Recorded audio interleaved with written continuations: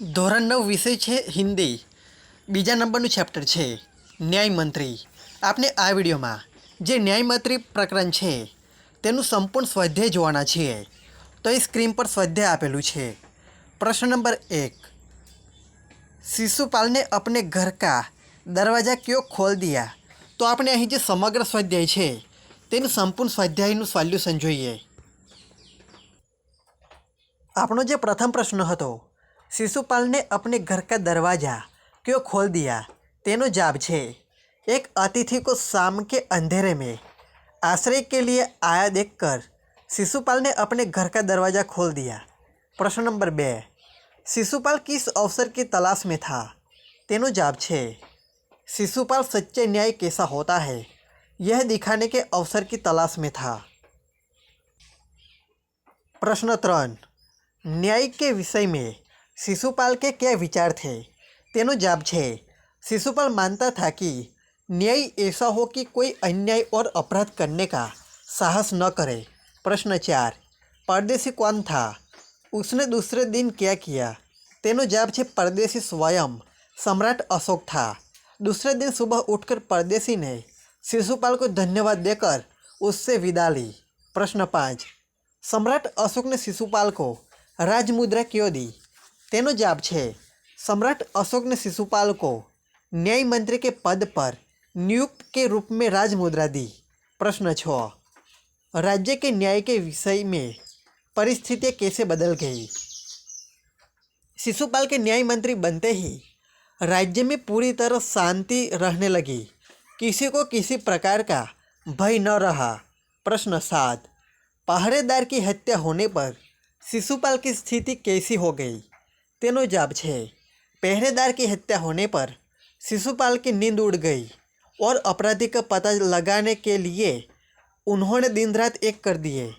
प्रश्न 8, प्रश्न 9 છે, अपराधी का पता चलने पर शिशुपाल ने क्या किया? तेनो जवाब છે, अपराधी का पता चलने पर शिशुपाल ने सम्राट अशोक को गिरफ्तार करने का आदेश दिया. ત્યારબાદ આગળના પ્રશ્નો જોઈએ તો એ સ્ક્રીન પર આપેલા છે. પ્રશ્ન નંબર 1, सम्राट अशोक ने न्याय मंत्री की खोज कैसे की?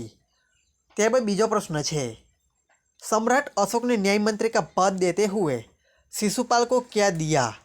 તો બંને પ્રશ્નોના જવાબ અહીં સ્ક્રીન પર આપવામાં આવેલા છે. તમે વિડીયો સ્કીપ કરીને સંપૂર્ણ જવાબ લખી શકો છો અથવા તો વિડીયોનો સ્ક્રીનશોટ પણ લઈ શકો છો. ત્યારબાદ આગળના પ્રશ્નો જોઈએ તો પ્રશ્ન 4 છે, सम्राट अशोक क्यों गदगद हो गए? તો તેનો જવાબ પણ સ્ક્રીન પર આપવામાં આવેલો છે. વિડીયો સ્કીપ કરીને તમે સંપૂર્ણ જવાબ લખી શકો છો અથવા તો વિડીયોનો સ્ક્રીનશોટ પણ લઈ શકો છો. ત્યારબાદ આગળના પ્રશ્નો જોઈએ તો પ્રશ્ન 5 છે, न्याय मंत्री ने अपराधी सम्राट के जीवन की रक्षा किस प्रकार की? તો તેનો જવાબ અહીં આપવામાં આવેલો છે. પ્રશ્ન 6 છે, न्याय मंत्री निरुत्तर क्यों हो गए? તો બંને પ્રશ્નોના જવાબ સ્ક્રીન પર આપવામાં આવેલા છે. વિડીયોનો સ્ક્રીનશોટ લઈને તમે લખી શકો છો અથવા તો વિડીયો સ્કીપ કરીને પણ લખી શકો છો. ત્યારબાદ આગળના પ્રશ્નોના જવાબ જોઈએ તો અહીં પ્રશ્ન 5 છે, विधान कौन कहता है क्यों? यह मेरा सौभाग्य है. यह विधान शिशुपाल अपने द्वार आए परदेसी युवक से कहता है क्योंकि वह अतिथि का सत्कार करना अपना कर्तव्य समझता है. प्रश्न 2, दोष निकालना तो सुगम है परंतु कुछ कर दिखाना कठिन है.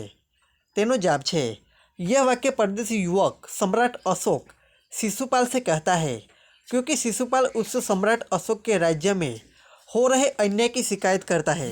प्रश्न 3, ब्राह्मण के लिए कुछ भी कठिन नहीं है, मैं न्याय का डंका बजा कर दिखा दूंगा. तो तेनो जवाब છે, यह वाक्य शिशुपाल परदेसी नवयुवक से कहता है क्योंकि परदेसी नवयुवक उससे राज्य को अपराध मुक्त करने का वचन लेना चाहता है. प्रश्न 4, तो तुम अपराध स्वीकार करते हो? तेनो जवाब છે, यह वाक्य न्याय मंत्री शिशुपाल सम्राट अशोक से कहता है क्योंकि उसने पहरेदार की हत्या की थी.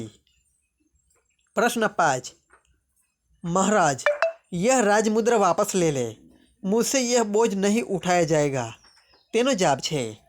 यह वाक्य न्याय मंत्री शिशुपाल सम्राट अशोक से कहता है क्योंकि उसे लगता है कि वह न्याय मंत्री की जिम्मेदारी नहीं संभाल पाएगा।